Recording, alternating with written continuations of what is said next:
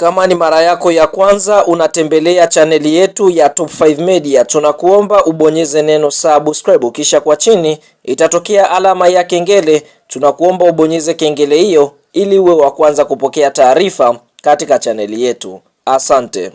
Kubwa ya kimichezo ambayo tunakwenda kuiangaza mezani siku ya leo ni kuhusiana na kile ambacho kinaendelea katika ligi kuu soka Tanzania bara kwa msimu wa mwaka 2026-2027 ambapo ligi kwa sasa tunaona imeweza kufana. Sasa siku ya leo tunakwenda kuangaza kwa kile ambacho kimeweza kujiri kutoka katika mchezo wa mzunguko wa tatu kati ya klabu ya soka ya Simba Sports Club dhidi ya kikosi cha timu ya soka ya Singida Black Stars, miongoni mwa mchezo ambao watu wengi wameweza kufuatilia ili kutokana na uwepo wa klabu ya soka Simba, uwepo wa klabu ya soka ya Singida Black Stars, miongoni mwa vilabu ambavyo vitakwenda kutuwakilisha katika michuano mikubwa ya kombe la ligi ya mabingwa barani Afrika, Simba huku Singida Black Stars wao wakituwakilisha katika kombe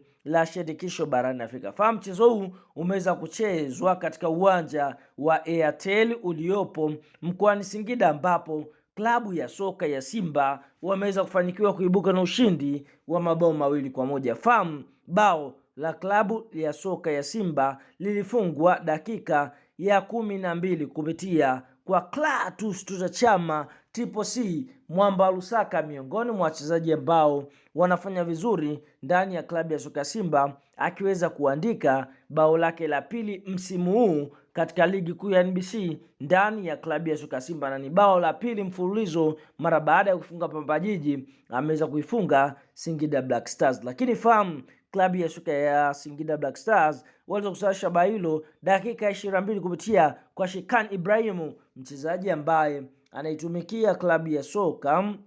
ya Singida Black Stars kwa mkopo akitokea Yanga Sports Club. Lakini dakika ya 62 kipindi cha pili mambo yakabadilika, ambapo Rushan Dirok miongoni mwa wachezaji ambao wanafanya vizuri ndani ya kocha wekundu wa Msimbazi, akiwa ni defender kutokea Afrika Kusini, akaweza kuipatia klabu ya soka ya Simba bao la pili, na mpaka mwamuzi wa kati anapuliza kipeka chake kwa sheria mpira umemalizika, basi Simba wameweza kufanikiwa kushinda mabao 2-1 dhidi ya kikosi cha timu ya soka ya Singida Black Stars. Lakini kumbukwe, mara baada ya mchezo huu kumalizika, tunaona kunako msimamo wa ligi kuu ya NBC vinara ni klabu ya soka ya Simba Sports Club, ambapo Simba mpaka sasa wamefanikiwa kucheza michezo mitatu ndani ya michezo mitatu ambayo Simba wamecheza katika ligi kuu ya NBC. Basi wamefanikiwa kushinda michezo yote wakiwa na faida ya mabao 2, huku wao wakiruhusu mabao 2 na wakiwa na faida ya mabao 4 na alama 9. Lakini nafasi ya pili yuko Young Africans ama Yanga Soka Club, ambaye yeye amecheza michezo miwili, katika michezo miwili amefunga mabao 7, yani idadi ya mabao mengi kuliko Simba ambao amecheza michezo mitatu wakiwa na faida ya mabao 2. Kwa upande mwingine Yanga ana alama 6 katika nafasi ya pili. Kwa tunaona huo ndio msimamo kwa hizi timu mbili ambazo kwa sasa zimekuwa ni vipenzi za mashabiki wengi nchini Tanzania. Tuambie neno la comment kwa upande wako, ni timu gani ambayo unaiona itakwenda kubeba ubingwa msimu huu?